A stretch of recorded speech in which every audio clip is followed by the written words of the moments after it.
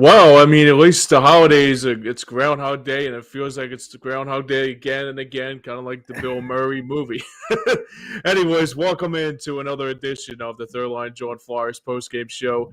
I'm your host, James Scores, and with you, and with me, as always, is a companion and a brother of mine from the Pass and Half Sports Show, Joey Marks on this Sunday afternoon.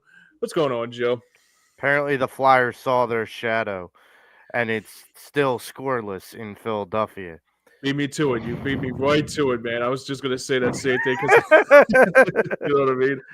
Yeah, as the Flyers once again get shut out, feels like it's a broken record at this point. But man, this has been going on for the last couple games, and every once in a while, sometimes a squirrel has to find an acorn, but sometimes like a groundhog sees a shadow. But Jesus, dude, it's just this is really hard to fathom sometimes, man.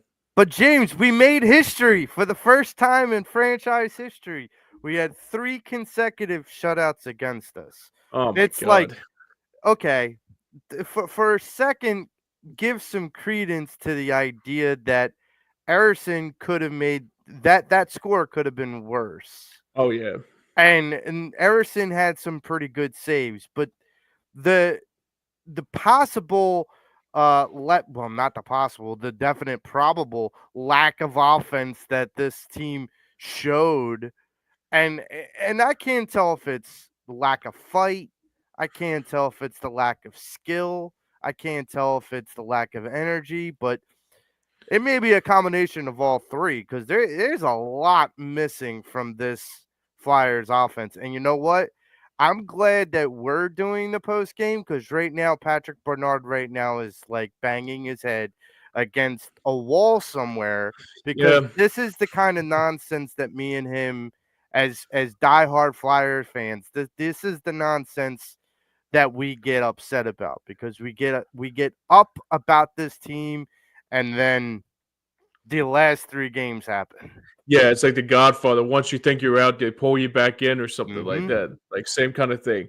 Yep. Only difference is that like Pat's not going to give an offer that he cannot refuse at the carnival in a couple weeks from now. But hopefully he will. But who knows? I don't know. Anyways, Hey, he might say, "Let me talk to your boss," yeah. Where's your boss at? Right? yeah, you never know.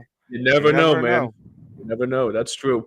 All right, let's dive into this game here today. Obviously, the Flyers lose 3-0 over in Denver, Colorado on this Groundhog Day matinee. So basically, the good news about that first period, as I got into my stat sheet, it was a good first period for the Flyers. Obviously, it could have gone better if they could have scored. But what did you take out of that first period that was a positive, even though there wasn't any in this game? There was one word to describe the first period, and it was scrum. For me, that was just a scrum. It was like both teams could not figure out how to light the lamp, could not figure out how to solve the goaltenders. It just felt like you were going back and forth up and down the ice. It was Right, just ridiculous. But at the same time, I felt like that was possibly the opportunity because Colorado was also struggling. That was the opportunity for the Flyers to put something on the board right, because it's like, you know, what happened earlier in the season when the Flyers scored the first goal, they were always in games. They were always in that game that they scored the first goal. mhm, So with that scrum where they're taking a talented team in Colorado and kind of mucking up the game, right. that kind of should fall in the Flyers' favor. Didn't do that this afternoon. And that's a missed opportunity because in order for this team to kind of take multiple steps forward, you have to know when you have a bad team kind of on the ropes. Right. Yeah, And I agree. Colorado was kind of on the ropes in the first period and they just didn't take advantage of it. No, they didn't. I mean, you think about the shot opportunities for the Flyers. At one point, it was like 7-0 and then 9-1. I'm thinking like, okay, now you got momentum going into this game. I mean, obviously, this is something that we were looking forward to seeing, but then I guess it was that towards the end of the first period that the Flyers just continued to. I mean, like even like I said in my show prep, that the Avalanche were getting chance after chance, and in that first period, it turned into like good from not good to bad, but it really turned from good, bad, and ugly all compiled into one. Yeah, and not to skip ahead, but like the Flyers putting that kind of a first period or beginning together Mhm. towards the end and from the end of the second period to the beginning of the third period, the Flyers had 9 minutes in this game that they never got a shot on goal. Right. And you can't go into that much of a shell. And you come out with that much fury. Did you come out and kind of, no pun intended, but blow your load too early? Like, Yeah. Right. did you lose sight and lose your energy too quickly? And I'm not sure. I wish I had the answer because the Flyers for the last couple years, but especially now because we've seen glimmers of hope of skill. Mhm. The Flyers team is an enigma wrapped in a riddle and wrapped in a quandary. It's just it's crazy. I'm gonna need to go and get like a PhD just to figure out what the hell this team is. Yeah, I think we probably need a PhD to describe what this like commonality about it. Okay, if it's a positive, they look out of it, but like I said, there's nothing to be positive about it, especially losing three straight and making history on the same night. Yeah, Like only giving up none. I mean, only giving up three goals or even more so. Like, but yeah, you're absolutely right, Joe. I mean, I not was scoring a goal in 9 straight periods. It's just disintegrating. it's That's it's it's really terrible. just yeah, it's terrible. It's really terrible. And like I said, it was a scoreless first period, but like you mentioned it perfectly, well said by you, Joe. But let's go into the second stanza as the Flyers trying to look for answers, obviously, but it continued to be. I mean, the big story in that game was more precisely than anything. I guess he's going to be our MVP if I say that in quotations. That Sam Ersson looked like he stood tall in that second period, except for those two goals. He actually looked pretty damn well tonight.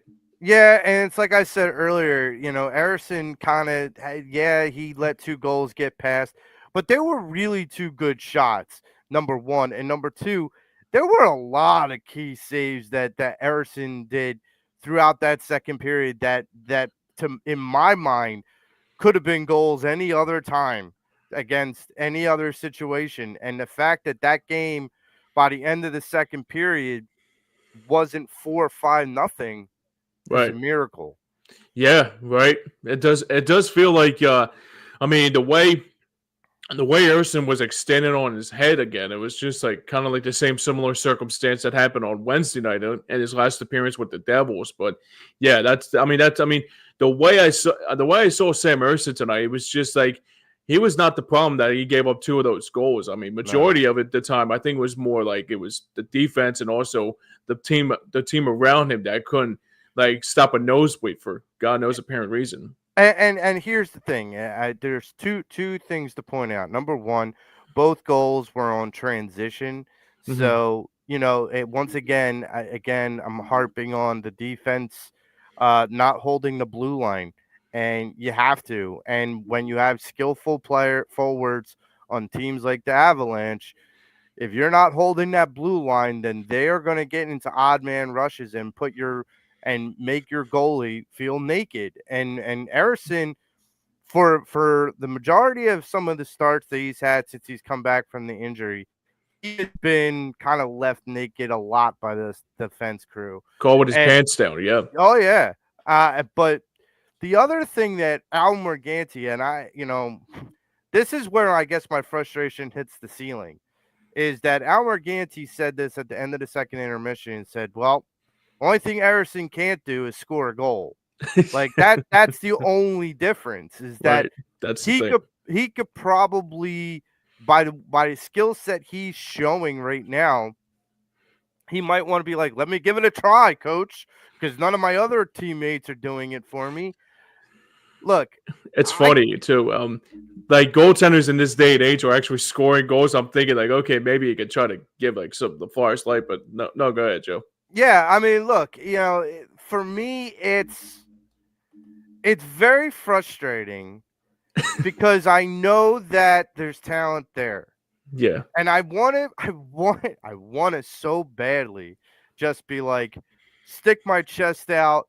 and say we have this talent, we're getting better, and but the last 3 games, I It's hard to mean, watch, man. it, It's it really is a hard. it's a difficult. Maybe I guess the silver lining could be that the Four Nations tournaments coming up, Yeah, you get a break, you kind of decompress, and you come back. Maybe everything, you know, fits together again. I right. don't know. Young guys shouldn't be gassed, but Yeah, that's what it looks it like. it, it looks gas. They looked gassed. Yeah. And even Pat Bernard brings up says nothing wrong with feeling naked. I guess he wants to play 101. So it's just that I mean, off the rails already. I mean, Jesus This Christ. isn't knock hockey, Pat. You guys can't This play with isn't your Cinemax. you can't play with each other's sticks. Let's just get that right. Yeah, let's not get crazy. I mean, it's yeah, but I mean, yeah, I mean, I guess we got to talk some positivity about that stuff too. But anyway, so let's get back to the Flyers losing this game here tonight. So for me, I think the one thing I took out of this game here tonight too, Joe, was that the Flyers continue to make mistakes at the wrong possible time too. Yeah, and you know what? It's mistakes that can be easily corrected. Mm-hmm. Like it's mental breakdowns that cheapen the kind of game that Harrison had, and that is part of the problem. And you know, we both know that John Tortorella is a very proud, he's a very tough coach to play for, and Mm-hmm. everything like that. But you don't think that John Tortorella is looking at the last 3 games and going, we could do better than this. We are better than this. The Yep. mental mistakes have to stop, and the doing the things that we can do well needs to increase. And like Mitchkov had a shot on goal in the third period, but that was it. Like Yeah. this is a guy who's been neutralized for the better part of about 5 or 6 games. And Right. you know, maybe that's why the Flyers made the trade that they made with Yep. Calgary. I don't know, but Mm-hmm. James, I I wish I could Mm. put you on a couch and explain to you what's going on so you can feel your put your mind at ease about Yeah. the Flyers, but I can't do it. Yeah, man. I wouldn't know, man. I mean, it's just that what's crazy about it too is just that you think about the times when the Flyers were playing bad hockey again, and you thought about the times when they were trying to look for like answers and all that. The sad part about it is that at first I was saying, okay, it's disappointing, but I was like, you know what? This is actually kind of annoying because it's like you're supposed to be better than this. I mean, you're supposed to build one step closer to what I mean. Look, obviously the Metropolitan Division is going to be a real tall task here because you think Mhm. about the teams right ahead of you. But Right. at the same time, too, it's that you have to come out and play your best every single night. I mean, sure, I mean, you're not going to have every time it's going to be like how the last 3 games are going to be like, but something's got to give, Joe. I mean, here's the thing is you got to put baby steps in front of you. Right. So scoring 1 goal, and I mean JJ said it towards the end of the game. Even if you may not win this game or even tie it back up, but at least scoring a goal might give you some momentum going into the next game. Sure. And they couldn't muster that. And the other part of this is that something that I think Hartsey said in the intermission is that what, if you're going to leave your goalie as vulnerable as they have, you might as well free it up completely, and Hmm. stop acting like you're just losing the puck at the blue line. You Right. might as well free it up offensively and try to go for broke in order to break this shutout thing. Yeah, like that's the thing is, when does the aggression turn up to 10 in a game? Yeah. When do we hit that point? And I have to say that if I were the coach, that threshold of hitting a 10 would have been about 2 games ago. Yeah. And also Dominico checks in and says, my ball hockey team can play better than the Flyers right now. They suck and they play like the S word, but I'm not gonna say that word. But also, a little thing that came out of it too is that even Daniel Boucher brought up in early on in our comment section. He says Rusto hurt or traded. So we don't. I'm not sure, but what happened with Ristolainen. But if you lose him for a while after your team is depleting with injuries, that's going to be a cause for concern going forward too. Yeah, JJ wasn't sure what they believe he got hurt during the game. Mm-hmm. It'd be kind of funny if he got traded in the middle of a game, but Yeah, right. That, but that that would suck though if that would be the case because you just lost Frost and Farabee in the week, and now you lost yeah, one of your key defensemen. I mean, look, I understand Danny Briere is going to try to do whatever he can, and Jones he's going to try to do whatever he can to do the trade assets when it's needed to. But Rusto's one guy you got to keep a close eye on, especially if he is going to get traded. I mean, I just hope he doesn't go because I'm a big fan of his and I want him to yeah. succeed here. But at the same time, it's just that, yeah, I mean, I don't think it was a trade. I mean, I hope it wasn't. I just hope it's just a little tear because obviously they're back at it again on Tuesday night against Utah, and it Yeah. was probably like, okay, if you feel a little funny, we'll just take you out of the game and just try to nurse it and also try to do some physical therapy for this too. Pat Benoit checks in again and says that's the Fire season in a nutshell. One week they look like they can hang with top teams, then next week they look like they can't hang with 10 kids on my street. Yeah, And see, this is what ideally. I told you earlier. Is Ideally. Pat, don't hit your head against the wall too hard, man.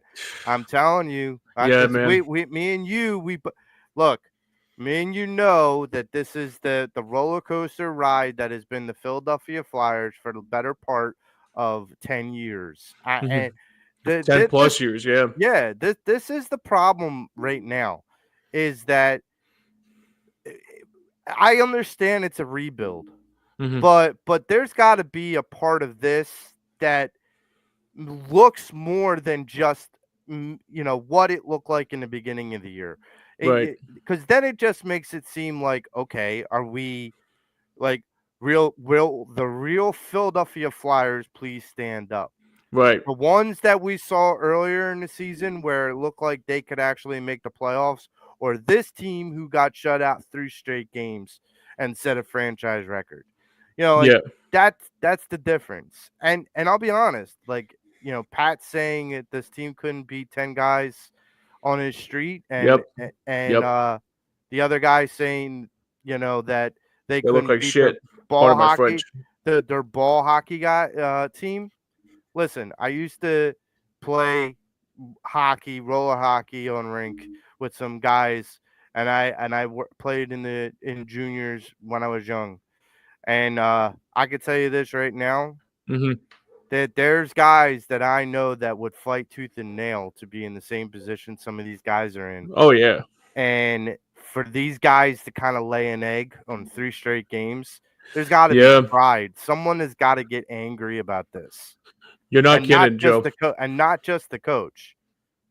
Yeah, you're not wrong. You're absolutely right on point about this too, because you think about the Flyers that they had the latest success as of lately. I mean, I just don't know if it's that, like you said earlier, that they're either like fatigued or like they just feel like they need, or they just gas from playing a long time and no break. Like obviously this will be around the time they have the All-Star break and they'll be set up for all that. But yeah, I can see a little bit of that too.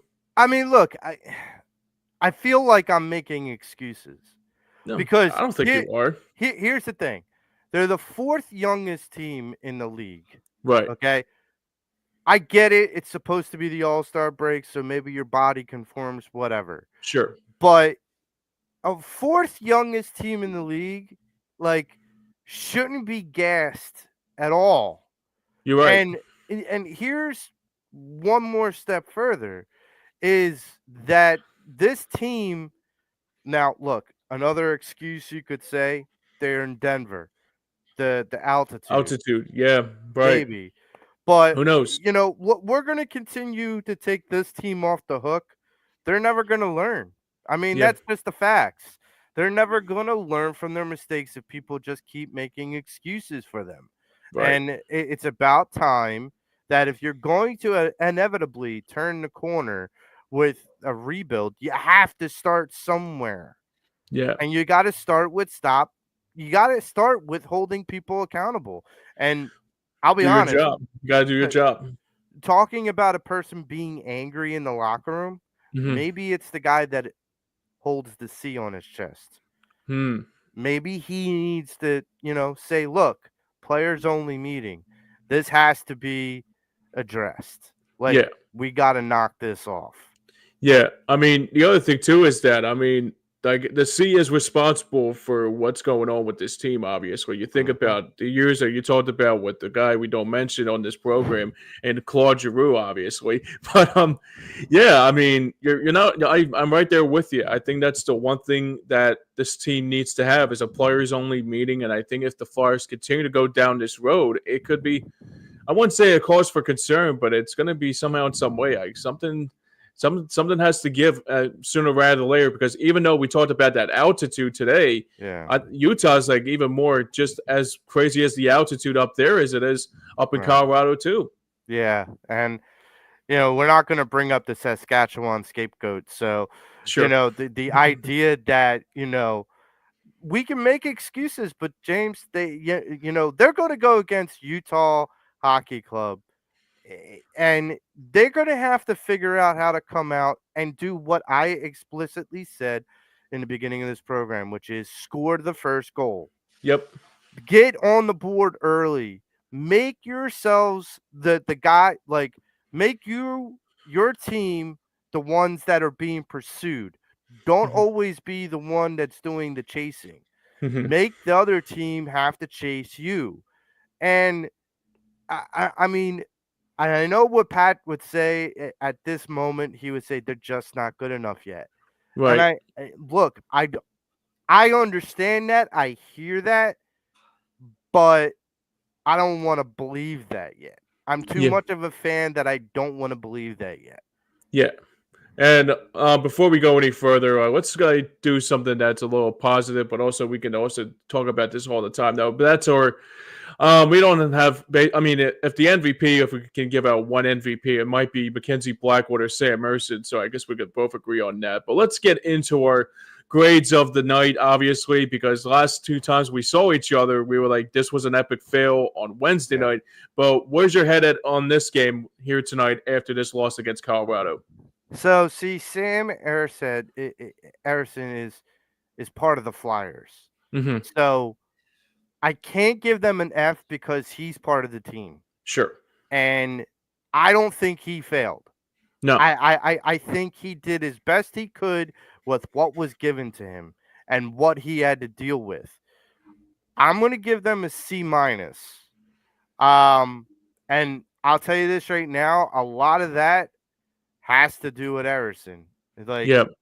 he didn't like shut all windows and doors for the whole entire game, but he did enough to give them a fighting chance. He did a And good they job just tonight. right, and they just didn't take advantage of it. So I Yeah. give them a C minus as a team. Yeah, I'm in the right there. I'm right there with you too. I give him a C plus because he just played very good tonight. Obviously, Yeah. Papanoid's on the other side of the coin. Obviously, he says three straight shutouts is unacceptable on the Flyers part, which I do agree. I do Yep. 100% agree. I mean, you have to score goals to win games, and especially not having. I mean, I kind of figured this was going to be another shutout because I kind of was glued into my head. I'm thinking, okay, the Devils game was a little shaky and the game against the Islanders was unacceptable. But now, three straight shutouts, dude, something has to give. And I got to tell you right now, if they can't find their footing now, I don't know what's going to be like after that All Star break. It's going to be not All Star break. I mean, the Four Nations face off after that 2 week span. So hopefully they'll get their footing back before then and turn that negative into a positive too, Joe. I mean, listen, we understand that these points in like a long season can happen. But, Mm-hmm. Pat's absolutely right. He That, is. that this is just unacceptable. Like, it's just not. And you know, it would never happen. But if John Tortorella wants to open up that locker room Mm-hmm. to a couple guys like me and Pat that can want to lay into these youngsters, Right. by all means. Have Uh, at it, right? yeah, because like they may need to have a tough medicine put to them. And look, I get it. They're young, they're still learning. But Mm-hmm. but this isn't. No, It's not acceptable. You're not in the juniors anymore. This is No. the big. This is the big time. Yep. So this is This the is the big time national. Major League Pros. Yeah, this is the National Hockey League. You are graded and expected to perform at a specific level. If you can't do that, then you go back to the juniors or you go back to the AHL. Right. Yeah, you're absolutely right. Before we go any further, we got one more comment here until we, Pat Bernard just get gritty suit up. I guess I mean it would be something. Now you're gonna make James go apoplectic. Actually, you know what? I don't have a problem with gritty. Believe it or not, it's just that I mean the last time he was actually before this tailspin happened, he actually did something with Ashwin Summit was actually pretty fanatic. Like that was pretty funny by him. But let's get into before we wrap up here. Obviously, we're gonna go around the National Hockey League on this Sunday slate. Obviously, so a couple games going final right now on this like Sunday afternoon into Sunday night. The Sabres win again over the Devils, won a 4-3 final. So the Devils lose another game. I guess that's their third straight. Right now, Montreal tied at Anaheim 2-2 over against the Ducks. Panthers take on they're taking on the Islanders later on tonight. That's a 6:00 game, along with the Golden Knights and the Rangers.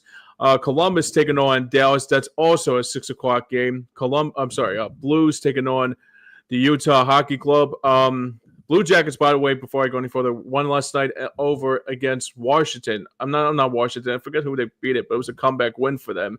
So they're coming in red-hot whenever we face them again. Red Wings taking on Vancouver. That's an 8:00 puck drop. And the Kraken take on the Flames. That will be at 9:00 here tonight. And only one game on this slate tomorrow night. That will be the Senators taking on Nashville up in Tennessee. Yeah, and that Rangers game and the Florida game are both going to be good games tonight. That would huge be, upset too, Pat. Yeah, I know, right? Yeah. So what was the game you were saying? Golden Knights and Rangers? The Golden Knight and Rangers and the Florida Panthers game, and Yeah. the Islanders game. Both those games ought to be really good. Yeah, I'm going to keep a close eye on that Blue Jackets Stars game because like the Blue Jackets are just playing really good hockey right now. Obviously, I mean it's good to know that they're finding their footing after that tragedy that happened with Johnny Gaudreau, but looks like they're nursing it pretty well. Here's the thing before we part. Like you bringing up the Blue Jackets, and this goes right to Pat's point. We beat the Blue Jackets pretty handedly. Yeah. For the last 2 times we played them, and okay, now they're playing well. Like, okay, what team are we? Are we the team that gets shut out for 3 straight games, or the team that can beat a potentially rising team in Columbus? Right. It's a mystery. Yeah, it's like dazed and confused and land of confusion at the same time too. So yes. A big old land of confusion.